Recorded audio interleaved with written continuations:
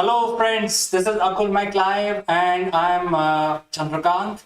And today we want to discuss about the changes that we might have to make in our work environment in order to cope up with the changes which are happening in the industry. And friends, this is a live show. You can, send your questions or comments from whichever part of the world, from whichever social media you are watching this program.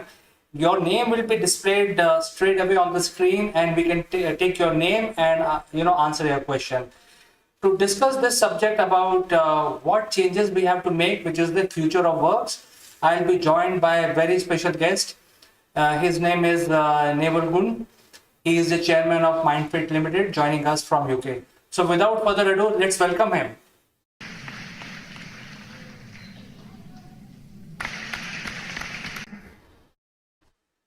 Good morning, Neval. How are you doing? Good morning, CK. Good morning, everybody. Yes, we've got an interesting subject for you today.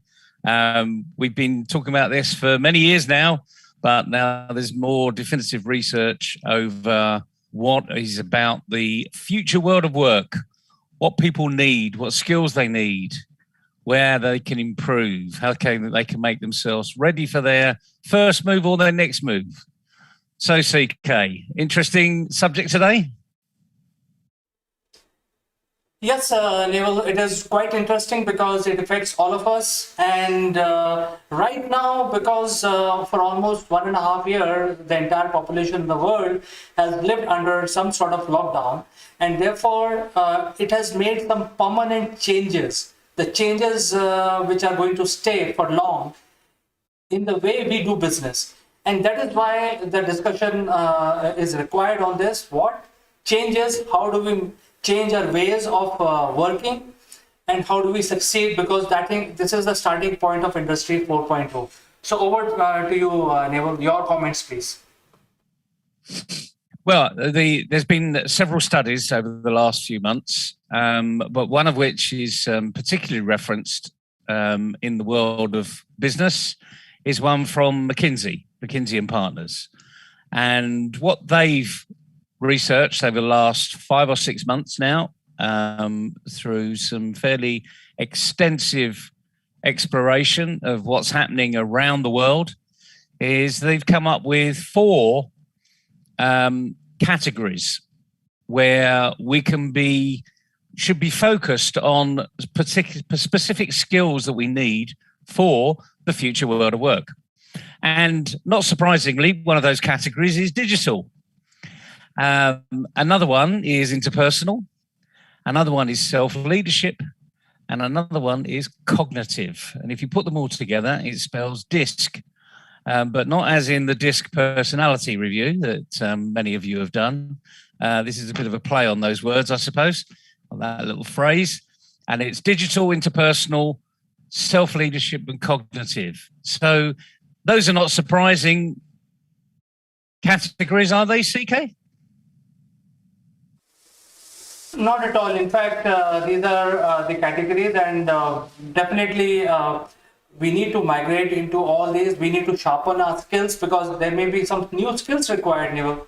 I think these are definitely very important categories. Yeah, you're absolutely right. And living in the digital world, let's start there. Let's just break that down into 3 subject headings. So there's digital fluency and citizenship, which includes digital learning, digital ethics, which is a subject very close to my heart, digital collaboration, that word collaboration coming in again, and literacy. And then there's a second category in the digital arena called software uses and development. So it's programming literacy. All of those programmers out there that have now learned Python over the last few years, we're going to be needing to learn other arenas like no code, which is coming up on the rails, in which case you can quickly put apps together. But data analysis and statistics is included in that, and computation and algorithmic thinking. So that's software usage and development and understanding digital systems. So it's the data literacy, understanding data. Where does it come from? How do you use it? Where do we put it together? Why do we put it together? And cybersecurity, of course, comes into this arena. So digital plays a really big part in the future world of work. So all of you budding computer literate IT geeks, if you like, there's plenty of jobs going to be available out there just if you focus on that skill set. But that's not all, is it, CK? You can't just focus on being a digital geek or a whiz kid or a data analyst. You need to have other things, don't you?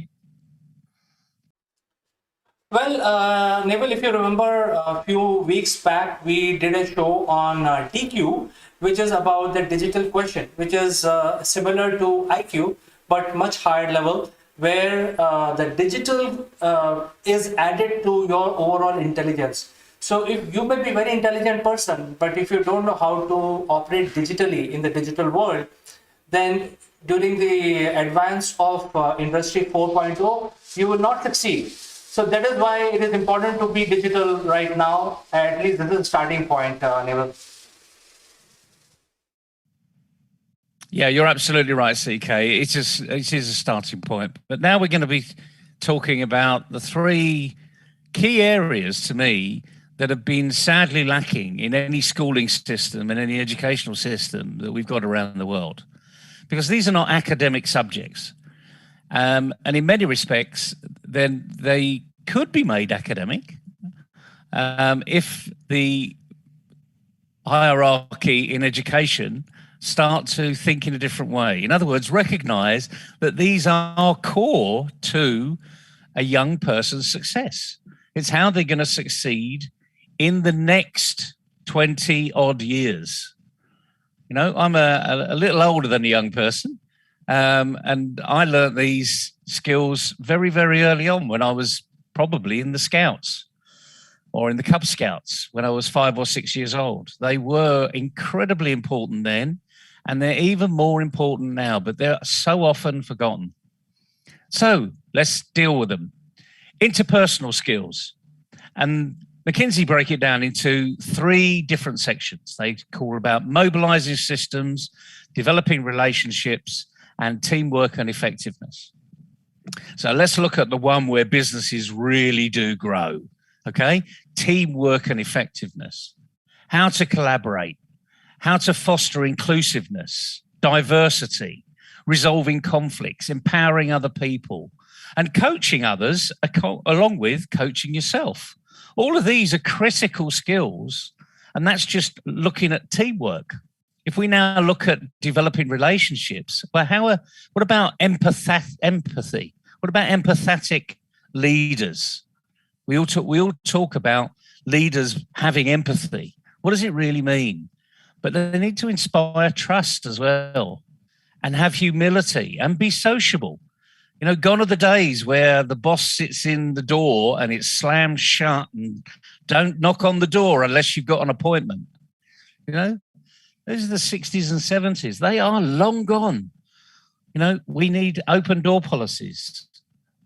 We need leaders that are acceptable to the team, and that means you being a team member and a team leader yourself. So everyone's a leader. We've then got what they call mobilizing systems, which is a fascinating phrase. I have no idea what it means, frankly. But what they talk about is role modeling, the win-win negotiations, you know, how to craft an inspiring vision. I don't really understand how that is a mobilizing system, but being a visionary and being able to cultivate that vision across the team. And being aware of how the organization is changing, so, and how you need to make that change. And that's just, again, we've only just touched the very tip of the iceberg, as we would say normally, under interpersonal. But then we move into self-leadership. Now, notice some of the things I talked about in interpersonal were about leadership, but they now specify a separate category called self-leadership. So this is about you leading yourself. Have you got integrity? Are you motivated? What about your confidence? Have you got self-confidence? How big an item is self-confidence, CK, in your world? Well, I think it is a very, very important aspect. It is not affecting the younger kids because I think they are very fast learner. As you keep saying in your narration most of the time that we should learn from kids. So the kids are learning Zoom. They are learning how to interact, how to make presentations. I think the problem lies in the middle-aged and older people. And some of the career are still going on, especially 30 plus people. And that is where the problem is. And I think they are having a lot of trouble in nurturing these skills like leadership on the digital platform. They may have a leadership in the physical world, but nobody knows them now. They have to learn these new tricks. So that is why these things that you're talking about, and it has come in McKinsey's report, are very, very important for the generation which is working right now. Yeah, you're absolutely right, CK. What we have is we have a young generation, your children, for instance, that are fearless. They fear nothing. The digital world, they haven't grown up with the Microsoft manuals that are now, frankly, if you could get hold of a Microsoft manual, it'll be in someone's archive somewhere, or probably as a doorstop opening the door. They were so big. You don't have a manual for your iPhone or your Android. It basically says, well, scroll left, scroll right, get on with it. Press here, press there.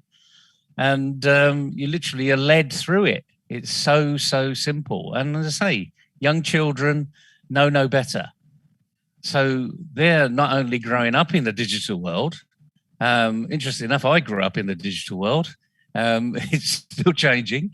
But they know nothing more than literally swipe left, swipe right, swipe up, swipe down, click here, big screen, small screen. It's incredible what they're learning. So their levels of self-confidence using technology grow because through use. And that's how you build confidence, by the way, everybody. You build it by keep doing something.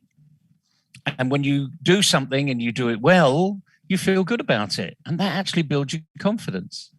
But the thing is, if you do something and you don't do it very well, take that as a lesson and do it better next time.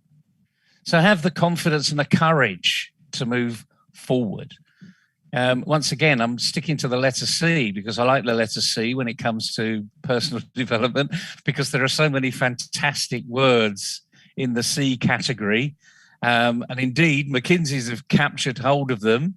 As I see, they also use driving change, having the courage to do things, but also feeling good about yourself and having persistence and coping with change. So all of these are in the self-leadership arena. We talk about these all the time, but the reality of life is very few of us are really good at it. But in the darkest times of an entrepreneur, and we'll focus on entrepreneurs now, you need self-leadership. You need the courage and conviction and all of those other wonderful words and the commitment to do things. So self-leadership, I'm really pleased McKinsey have brought this out as a separate item from interpersonal skills, because it really is it's a deal breaker, frankly. These are not necessarily hard to do, but they may be difficult. So if you've never done them before, they're going to be difficult. But they're fairly simple to explain, as McKinsey go into some pretty detailed explanation of what they are. And then let's go on to the other arena, the cognitive skills. I like to call these thinking.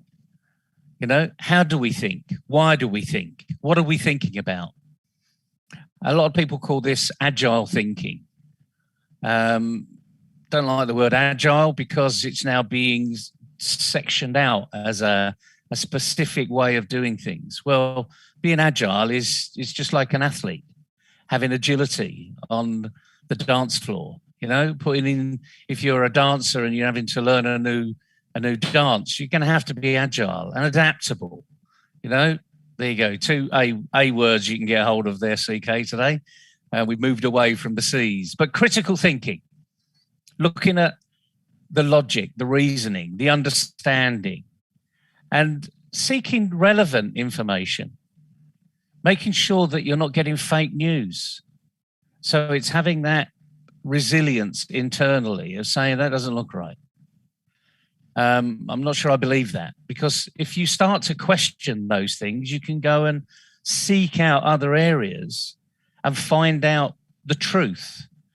And a lot of young people are fed, as we are fed all the time on the news, we are fed what the news want to tell us.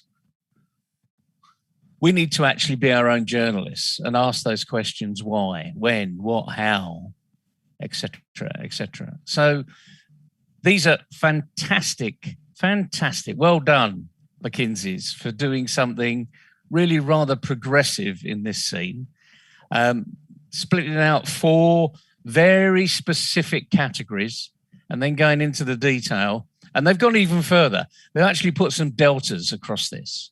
So the skills you really do need to have, in preference to others. So although they've given you a definition, they're really saying the other skills, do this one in preference to doing that one, which in some respects is where STEM is: science, technology, engineering. I'm going to throw one in here: art and maths. So STEAM, the STEAM categories, the 10 STEAM categories that all young people know about, but don't necessarily really understand what they're for.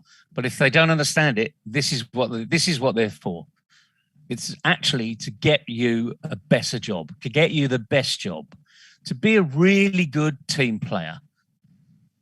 And that's what businesses want these days. They don't want mavericks to go out on their own at the age of 21, 22. These are all graduates that join companies. They want you to be a team player. They want you to work with others. They want you to collaborate. And all of these great skills, as I say, digital, interpersonal, cognitive, and self-leadership, are really there for you to understand. We'll put this picture on the blog, so you can actually download it, you can look at it, you can read it, you can do what you like with it. But the most thing is, realize that this really is for you. This is what you should be doing and looking at if you're going to be a leader of tomorrow. So a bit of a world round trip here today, and anyone in any country. This is not specific to East or West, developed or developing. You're going to need this wherever you are, whether you're going to be an enterprising employee or an enthusiastic entrepreneur. You're going to need all these skill sets. So now's the time to start learning them. Don't put it off. 10 minutes a day. That's all you need to do for the rest of your life. Just delve in. And there's so much written about this stuff that all of a sudden it will start to be, you'll understand it, and you'll create your own path that's going to be useful for your journey. I hope that's been useful today, CK. I'm animated and excited about this particular research, because it's probably some of the best research that's been done in the last, probably this decade, frankly, and maybe for the last 2 decades. So yeah, it's good to rave about something that's very good, very progressive, and interesting enough, it falls into line with everything else. The World Economic Forum have been saying the same thing for about 4 or 5 years. If you look at SDGs, all of these underpin the SDGs. Without these, SDGs is going to fail. So this is an exciting subject. We do talk about it quite often because that's my day job. So I hope this has given a little bit more involvement, excitement, interest around the subject, CK. And I would, if I were you, being a parent of young children, I would print this off, a big A3, and I'd stick it on their bedroom wall and let them play bingo and tick off each one on a daily basis. There you go. There's a little job for you. Well, Neville, I think you rightly said, and I think I would like to talk to the viewers right now because the McKinsey report has just come, a couple of days back. But Neville has developed a fantastic system, and he's at it for years, actually helping future leaders through his YP2G program. So many people are not aware. I think the excitement is very visible because now you're vindicated. Your whole ideology is vindicated because McKinsey is now talking about it. So I think you're already doing that in some way or the other, and your intention is to help create as many leaders as possible across the world. I think that is your agenda. And the digital skill are basically a great leveler. Whoever you are, if you are a billionaire, millionaire, if you don't have digital skills, that is of no meaning.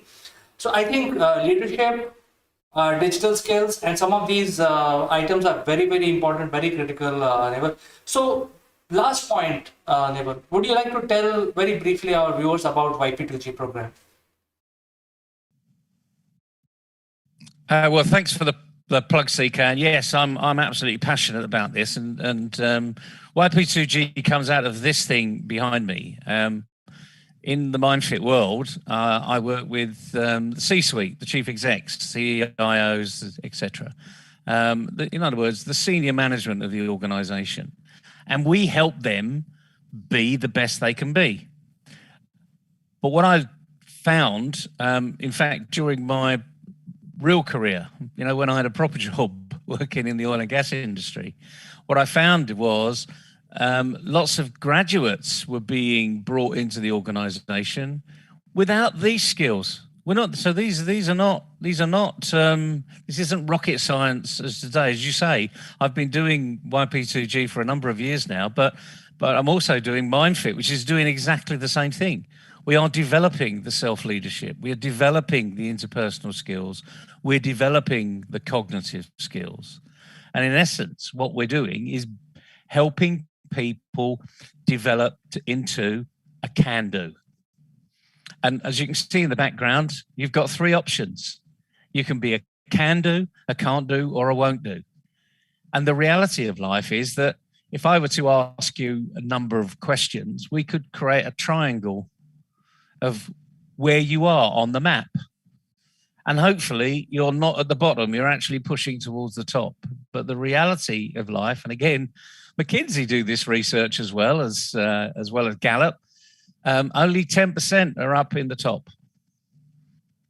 90% of the world tend to be in the can't do, won't do. And in the corporate world, we call that behavioral waste.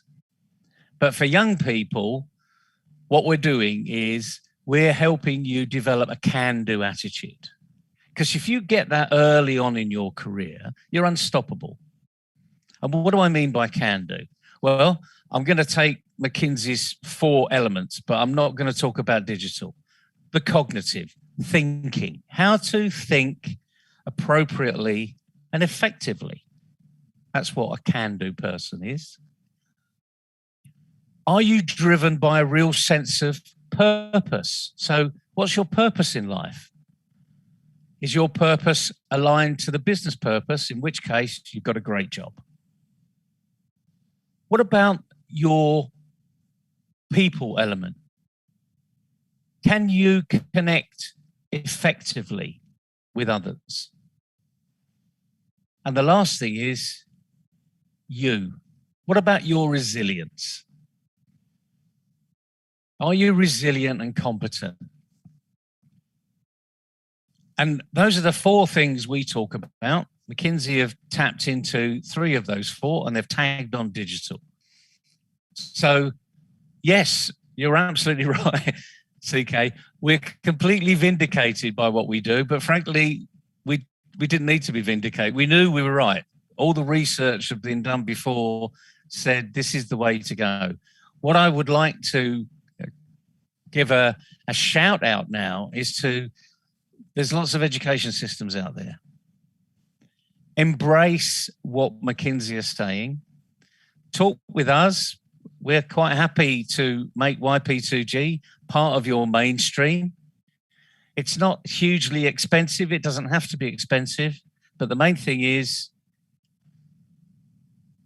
any practice makes permanent. And it's the right practice that makes perfect. And through YP2G, what we're trying to do is help you develop the right practice. To be confident, because you'll win every time. Understand the feeling of winning. Now, that isn't beating other people up, by the way. That's that inner success. Yes, I've done it. It's what the athletes do all the time. We've got the Paralympics going on currently. And if you've ever seen any Paralympian, you wouldn't believe that they're doing the feats they're doing. It's quite amazing. And they've just followed the Olympics, which are, in essence, the able-bodied games. So these people have got drive. They've got resilience. They're looking at performance. And that's what YP2G is all about.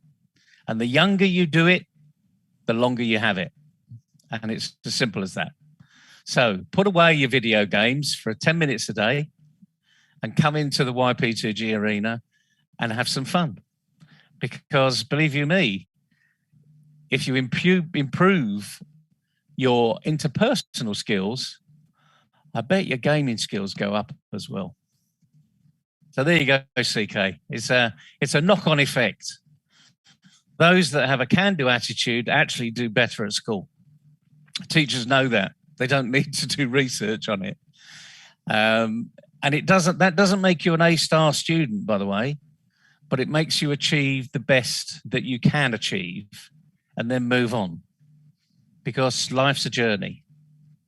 You know, it's a marathon, not a sprint. How many times have you heard that in your lifetime? Well, Neville, I think this is great, and the viewers got the message today.